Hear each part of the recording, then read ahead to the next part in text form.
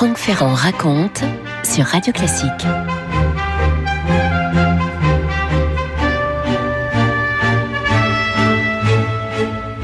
Le roi de Barataria, la terreur du golfe du Mexique, le héros de la Nouvelle-Orléans ou encore le dernier roi des flibustiers. Voilà un certain nombre de surnoms qu'on a pu employer pour désigner ce pirate Jean Lafitte, pirate français puisqu'il était né à Saint-Domingue vers 1782 et qu'à l'époque, l'île était possession française. La famille de Jean Lafitte exploite 2 parcelles forestières à Bois-Caïman.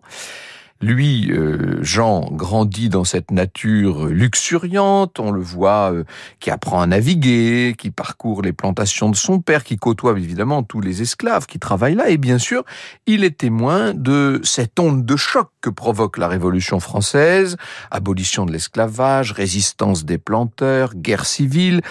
Vers 18 ans, Jean Lafitte va quitter Saint-Domingue et rejoindre ses frères aînés, Pierre et Frédéric, qui eux sont déjà établis sur le continent, à la Nouvelle-Orléans, à l'embouchure du Mississippi. On est dans cette Louisiane qui avait été cédée à l'Espagne au moment du pacte de famille, en 1763. J'entre pas dans les histoires diplomatiques. Voilà notre Jean qui découvre la langueur de cette ville de la Nouvelle-Orléans et aussi sa frénésie commerciale, le manège des navires cargos dans le port, les cargaisons de coton, de café, de sucre déchargés par les esclaves, les rues du Carré, les belles maisons de négoce avec leurs balcons en fer ouvragé où coulent des monceaux de fleurs. Les frères Lafitte possèdent là une forge qui sert en réalité de couverture à un commerce nettement moins officiel puisqu'il s'agit d'une traite d'esclaves et de pas mal de contrebande.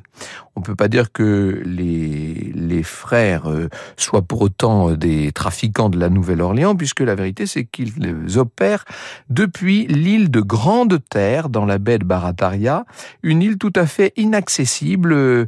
On n'arrive pas à la joindre par la terre et elle est depuis la mer assez invisible. Il faut 2 jours à Jean Lafitte pour atteindre cette île en barque, 2 jours à pagayer dans un lacis de bayous sous des forêts de saules pleureurs infestés d'alligators. Enfin, au détour d'une passe, on découvre un port où mouillent des navires rapides, les coureurs des mers, vous savez, ces navires capables de rattraper n'importe quel cargo, de l'arraisonner, de voler la marchandise. Bref, nous sommes exactement dans ce qu'il convient d'appeler un repère de pirates. Les frères déjà possèdent une goélette, ça s'appelle la Babiole, ce petit bateau, et un brigantin qui s'appelle le Jupiter. Seulement attention, Jean Lafitte proclamera toute sa vie qu'il ne s'agit pas de pirates. Non, nous sommes en présence de flibustiers. Attention, nuance, si je puis dire. Ils agissent sous pavillon français contre les cargos anglais ou bien sous pavillon colombien contre les navires espagnols.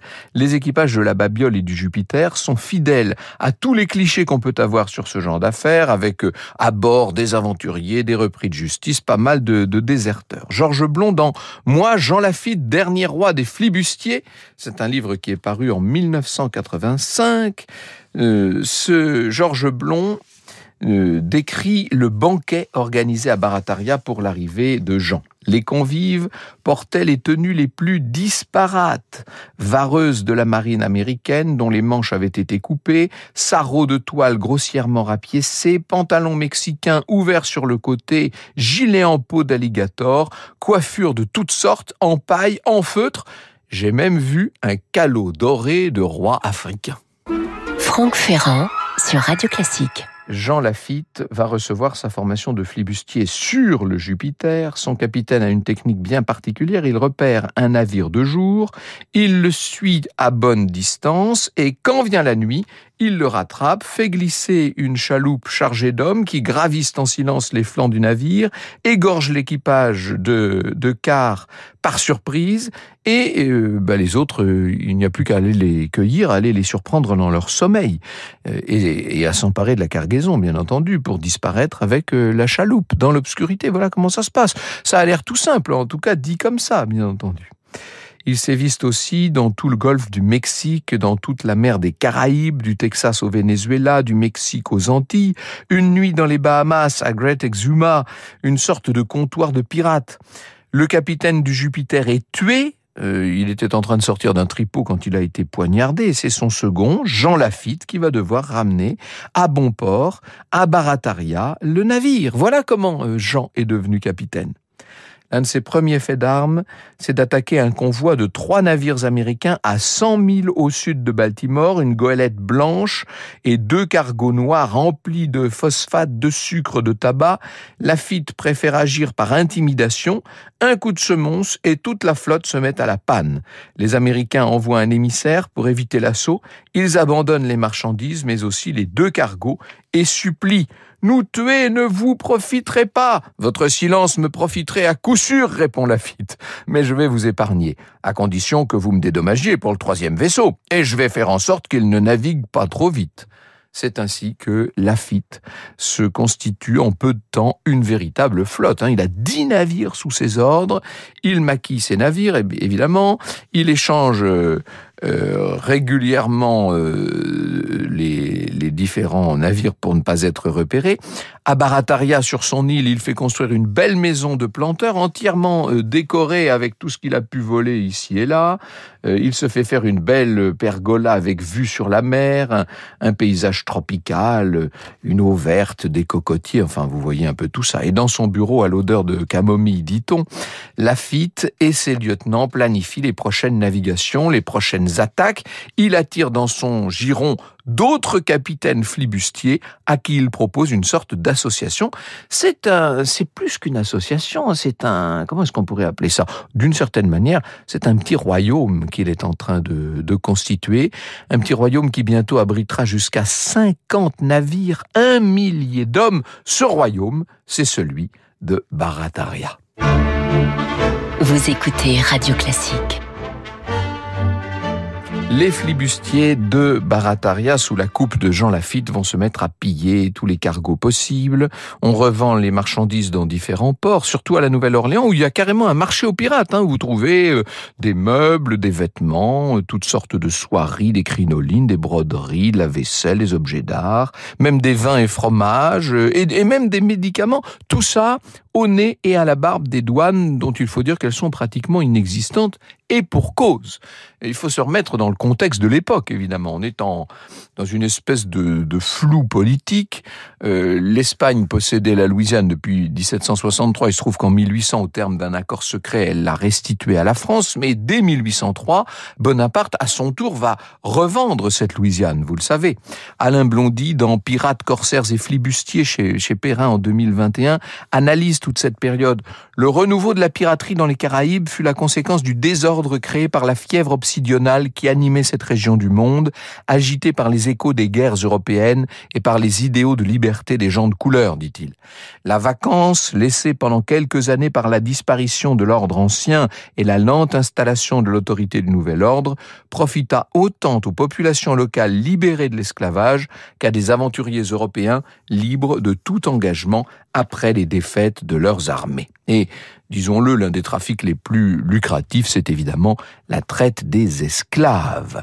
Sous la tutelle espagnole, puis américaine, l'esclavage était encore autorisé, mais l'importation des esclaves était interdite, ce qui constitue donc une activité parfaitement clandestine. Et qui dit activité clandestine dit grand intérêt pour les frères Lafitte. Sur sa belle terrasse, Jean Lafitte reçoit tous ceux qui veulent s'approvisionner en esclaves, les planteurs de Louisiane, les négociants de la Nouvelle-Orléans, les membres du clergé qui ont aussi des terres à cultiver. Bref, le voilà qui reçoit ses invités, leur offre un délicieux repas, fait visiter ses entrepôts, ses baraquements, et, comme par hasard, dans les baraquements sont parqués des esclaves. Et voilà qu'il engrange discrètement les commandes. Ses prix sont plus bas que ceux du marché officiel et pour cause. Il vend $1 200 un esclave qu'il a acheté $300 à Cuba, ou qu'il a saisi dans un navire de traite. Le pirate est parfaitement intégré dans les cercles d'affaires de la Nouvelle-Orléans. On peut dire que Jean Lafitte s'est fait une véritable réputation. Et c'est un homme, j'allais dire un homme du monde, peut-être pas, mais en tout cas, il sait se comporter en société. Il parle très bien anglais, français, italien, espagnol. Il est assez bel homme, élégant, et même, dit-on, très séducteur auprès des femmes. Bref, un pirate, vous voyez un petit peu. Après 1803, cet environnement propice au trafic, évidemment, va changer, puisque Bonaparte a vendu la Louisiane, que les Américains investissent peu à peu la ville. Dans Lafitte, le pirate, voici ce que nous dit Robert Talon. L'administration américaine trouvait que la Nouvelle-Orléans était une ville étrangère, différente de la Nouvelle-Angleterre, de New York ou de la Virginie. Ils pensaient que les gens étaient paresseux et sans foi ni loi. Parmi les choses qu'ils ne pouvaient pas comprendre, il y avait les relations avec les contrebandiers. On va nommer, pour mettre un peu d'ordre dans tout ça, un gouverneur qui arrive donc des 13 colonies. C'est William Claiborne. Il n'a que 28 ans, ce gouverneur. Il recrute des douaniers, il leur donne des armes et après quelques années d'observation, il entreprend d'en finir avec tous ces pillages, avec tout ce laisser-faire et surtout avec ce qui est un peu le fléau régional, vous l'aurez compris, c'est-à-dire la contrebande. En avril 1812, il envoie 3 chaloupes et 40 hommes pour saisir les marchandises de Barataria.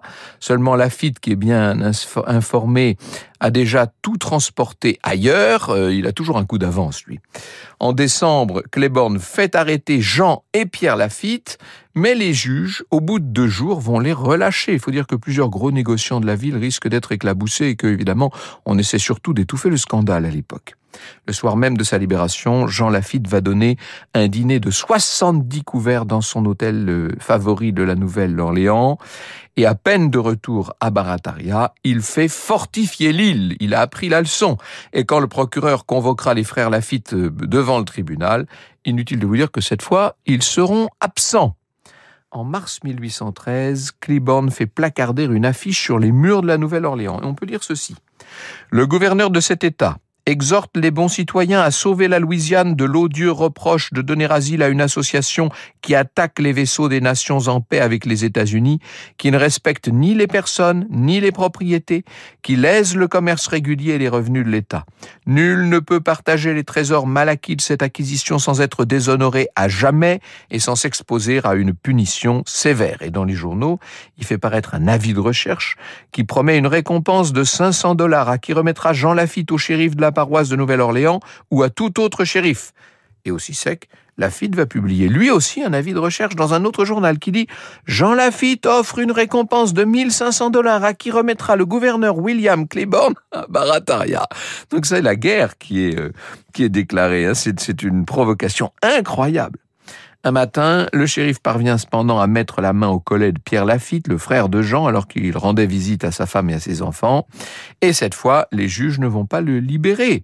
Et Jean va donc diriger le royaume de Barataria tout seul désormais. Jusqu'au jour où, le 3 septembre 1814, un navire de la Royal Navy s'approche de l'île. Un officier débarque en chaloupe, il arbore le pavillon blanc de parlementaire. Je suis le capitaine Mac Williams, envoyé de roi George III. Je souhaite parler à Jean Lafitte. Mais c'est moi, Jean Lafitte. Les Anglais viennent en vérité proposer à Lafitte de travailler pour eux contre les Américains. Et oui, il faut vous dire que depuis 2 ans, les Anglais et les Américains sont en guerre ouverte, depuis 1812. Les Anglais veulent reprendre pied sur le continent américain. La capitale Washington est déjà entre leurs mains. Le président Madison est en fuite. Il s'apprête à débarquer en Louisiane. Il compte sur le renfort de Lafitte et des Baratariens. Le pirate doit maintenant choisir. Ou bien il soutient les Anglais, ou bien il rend service aux Américains. Franck Ferrand sur Radio Classique. Il va falloir être malin cette fois. Il va falloir choisir entre soutenir les Anglais qui veulent en découdre avec les Américains ou bien soutenir les Américains en échange d'un certain nombre d'avantages. Jean Lafitte est un fin diplomate. Il reste évasif devant l'émissaire britannique. « Je dois consulter les autres capitaines, je ne décide pas de ces choses-là tout seul, dit-il. Revenez donc dans 3 jours. » Et dès que les Anglais ont levé les voiles, le voilà qui prend sa plus belle plume pour écrire au gouverneur Claiborne et lui proposer un marché. Lafitte, s'engage à soutenir les Américains contre les Anglais en échange de la libération de son frère et de l'abandon des poursuites contre eux. « Je n'ai jamais cessé d'être un bon citoyen, écrit-il, et toutes les offenses que j'ai commises aux lois l'ont été à cause de certains vices de ces lois.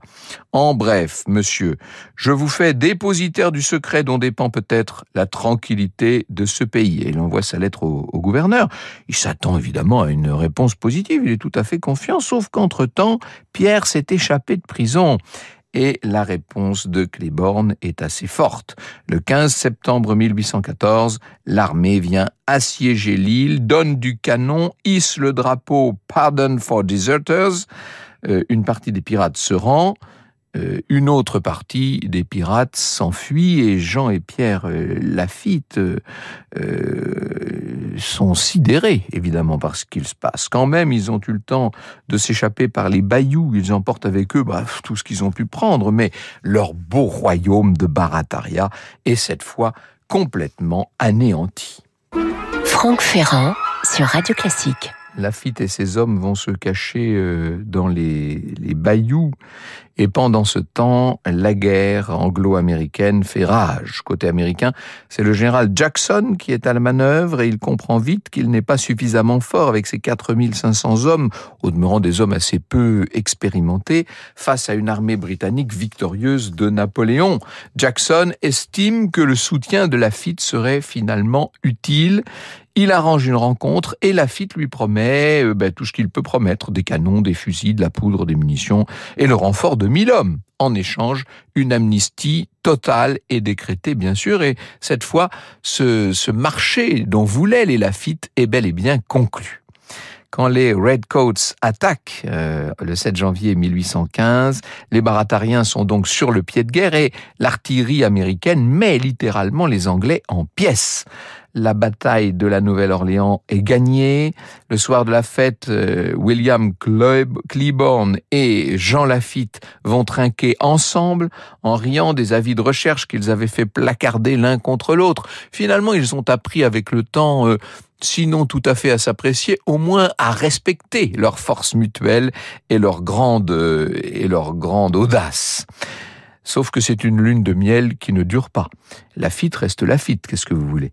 Il va racheter ses navires aux enchères, il va les réarmer. En 1817, il s'installe sur une nouvelle île, à Galveston. On est là sur les côtes du Texas. Et il va relancer sa petite entreprise, les abordages, la traite d'esclaves, la contrebande, enfin on connaît ça par cœur. En 1820, un navire de guerre américain menace d'attaquer Lafitte.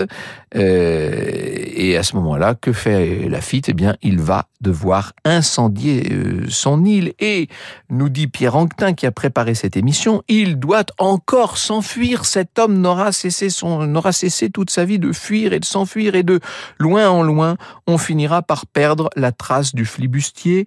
Plusieurs hypothèses sont aujourd'hui encore débattues. Est-ce qu'il s'est établi à Charleston, en Caroline du Nord ? Est-ce qu'il est retourné à Saint-Domingue ? Est-ce qu'il est tout simplement, entre-temps, mort des fièvres ? Personne ne le saura jamais. Cette fin mystérieuse a parachevé la légende du plus américain des pirates français. C'est Cecil B. DeMille qui va lui consacrer un grand film, Les Flibustiers. Un parc national aujourd'hui porte son nom, ainsi qu'une petite ville sur la berge du Mississippi, juste en amont de la Nouvelle-Orléans. Vous écoutez Radio Classique.